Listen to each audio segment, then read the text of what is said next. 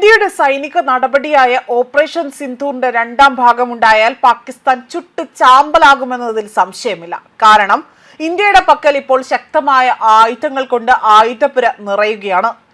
ഇവിടെ അതിലേറ്റവും കൂടുതൽ ശ്രദ്ധേയമാകുന്നത് ഇന്ത്യ തദ്ദേശീയമായി തന്നെ നിർമ്മിച്ച ആയുധങ്ങൾ തന്നെയാണ്.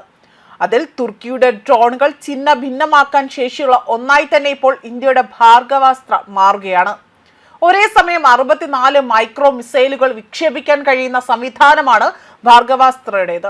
ആയതിനാൽ തന്നെ അവിടെ വലിയ രീതിയിൽ നിമിഷ നേരങ്ങൾക്കുള്ളിൽ തന്നെ ശത്രു രാജ്യങ്ങളുടെ ആക്രമണത്തിൽ നിന്നും രക്ഷപ്പെടുവാനും സാധിക്കുന്ന മാരകമായ ആയുധങ്ങളിൽ ഒന്ന് തന്നെയാണവ. പാകിസ്ഥാൻ അയക്കുന്ന തുർക്കിയുടെ ചാവേ ഡ്രോണുകളെ അത് തകർക്കാൻ പോകുന്നു, അല്ലെങ്കിൽ അത്തരമൊരു തകർക്കുന്ന രീതിയിലേക്ക് ഭാർഗവാസ്ത്രയ്ക്ക് എത്താൻ സാധിക്കുമെന്നതും ഇവിടെ എടുത്തു പറയേണ്ട കാര്യമാണ്. ഓപ്പറേഷൻ സിന്ദൂറിൽ തുർക്കി ഡ്രോണുകൾ ലക്ഷ്യം വെച്ചുകൊണ്ട് ഇന്ത്യയുടെ സൈനിക കേന്ദ്രങ്ങളെയും പഞ്ചാബ് ഉൾപ്പെടെയുള്ള വിവിധ നഗരങ്ങളെയും തന്നെ തകർത്ത് തരിപ്പണമാക്കാൻ സാധിച്ചിരുന്നു. ഇനി പാകിസ്ഥാനുമായി നടന്ന അല്ലെങ്കിൽ ഇനി നടക്കാൻ പോകുന്ന ഓപ്പറേഷൻ സിന്ധൂറിന്റെ രണ്ടാം ഭാഗത്തിൽ ഇന്ത്യൻ ഭാർഗവാസ്ത്ര പാകിസ്ഥാനിലേക്ക് എത്തുകയും തുർക്കിയുടെ ഡ്രോണുകൾ നാമാവശേഷമാക്കാനും കഴിയുമെന്നതും ഇവിടെ എടുത്തു പറയുകയും ശ്രദ്ധേയമാവുകയും ചെയ്യുന്ന കാര്യമാണ്. മഹാരാഷ്ട്രയിലെ നാഗ്പൂരിൽ പ്രവർത്തിക്കുന്ന solar defence and aerospace limited ആണ് ഭാർഗവാസ്ത്ര വികസിപ്പിച്ചെടുത്തത്. വെറും 10 സെക്കൻഡിനുള്ളിൽ തന്നെ ഒറ്റത്തവണ നിറയൊഴിച്ചാൽ ഇതിൽ നിന്നും 64 മൈക്രോ മിസൈൽ ചീറിപ്പായും. ഇപ്പോൾ പൊതുവെ തന്നെ കൂട്ട ഡ്രോൺ ആക്രമണങ്ങളെ നേരിടുന്ന പ്രതിരോധ സംവിധാനങ്ങൾ ലോകത്തെവിടെയും 4 മിസൈലുകൾ മാത്രം അയക്കാനുള്ള ശേഷിയിൽ ഒതുങ്ങുമ്പോൾ തന്നെ ഇപ്പോൾ ഭാർഗവാസ്ത്രയ്ക്ക് 64 മിസൈലുകൾ അയക്കാൻ സാധിക്കും എന്നതാണ്. 2 ഘട്ടങ്ങളിലായി തന്നെയാണ് ഭാർഗവാസ്ത്ര പ്രതികരിക്കുക. ഒന്നാം ഘട്ടത്തിൽ റോക്കറ്റുകൾ ഡ്രോൺ കൂട്ടങ്ങളെ ചിതറിക്കും. രണ്ടാം ഘട്ടത്തിൽ റഡാർ നയിക്കുന്ന മൈക്രോ മിസൈലുകൾ എല്ലാം തന്നെ ചിതറിയ ഡ്രോണുകളെയും നശിപ്പിക്കും എന്നതാണ്.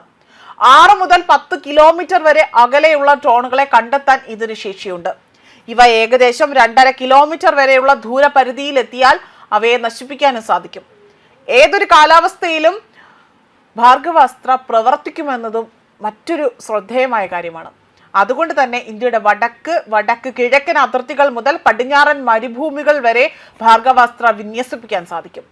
റഷ്യയിൽ നിന്ന് വാങ്ങിയ വ്യോമ പ്രതിരോധ സംവിധാനമായ S-400 എന്ന സുദർശന ചക്രയുമായി തന്നെ താരതമ്യം ചെയ്താൽ ഭാർഗവാസ്ത്രയുടെ ചിലവ് കുറവാണ്.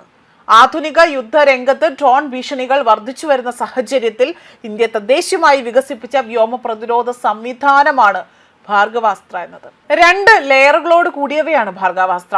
ആദ്യത്തെ അൺഗ്രനൈഡ് മൈക്രോ റോക്കറ്റിന് 20 മിനിറ്റ് വരെ ദൂരത്തിൽ നാശനഷ്ടം വിതയ്ക്കാൻ കഴിയും.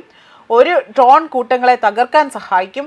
രണ്ടാമത്തെ ഫിസിഷ്യൽ ഗ്രനൈഡ് മൈക്രോ മിസൈലിന് ഓരോ ഗ്രനൈഡിനെയും കൃത്യമായി തന്നെ ലക്ഷ്യമിട്ട് തകർക്കാൻ കഴിയും. കൂടാതെ തന്നെ ശത്രുക്കളുടെ ഡ്രോണുകളെ ആശയക്കുഴപ്പത്തിലാക്കുവാനോ അല്ലെങ്കിൽ പ്രവർത്തനരഹിതമാക്കാനുള്ള സംവിധാനവും ഇതിലുണ്ട്.